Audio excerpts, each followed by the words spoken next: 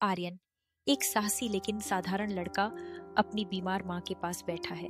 उसकी आंखों में चिंता और उम्मीद दोनों झलक रही हैं। वह अपनी माँ का हाथ थामे बैठा है, जो तेज बुखार से तप रही है। माँ, मैं तुम्हें बचाने के लिए कुछ भी करूंगा। जादूगर रहस्यमयी और डरावना अपनी गहरी आवाज में बोलता है। उसके चेहरे पर हल्की मुस्कान है, मगर आंखों में सख्ती। अगर अपनी माँ को बचाना चाहता है तो मेरी 3 कठिन परीक्षाएं पार कर। मैं तैयार हूँ, चाहे कितनी भी मुश्किल क्यों न हो।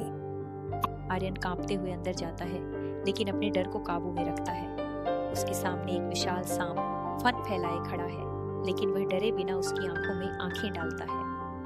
मुझे डर नहीं, क्योंकि मेरी माँ की जान तुम्हारे डर से कहीं ज्यादा कीमती है।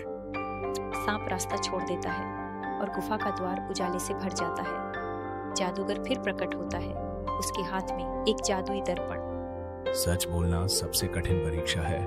बता, क्या कभी तूने अपनी माँ से झूठ बोला? हाँ, मैंने एक बार उनके लिए फूल तोड़े थे और कहा था कि खुद गिर गए थे, मगर आज मैं सच स्वीकार करता हूँ।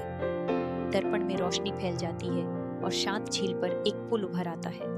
जादूगर अपनी छड़ी वेदी पर रखता है और आर्यन के सामने खड़ा हो जाता है।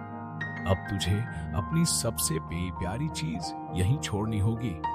आर्यन अपनी माँ की दी हुई लकड़ी की गुड़िया निकालता है, जो उसकी सबसे प्यारी याद है। अगर मेरी माँ को बचाया जा सकता है तो मैं इसे छोड़ने को तैयार हूँ। गुड़िया वेदी पर रखते ही आग बुझ जाती है और आकाश साफ हो जाता है। आर्यन दौड़कर अपनी माँ को गले लगाता है। जादूगर दूर से मुस्कुराते हुए गायब हो जाता है और गांव में फिर से खुशियां लौट आती हैं। माँ, अब सब ठीक है। माँ की आंखों में आंसू हैं, मगर अब वो खुशी के हैं।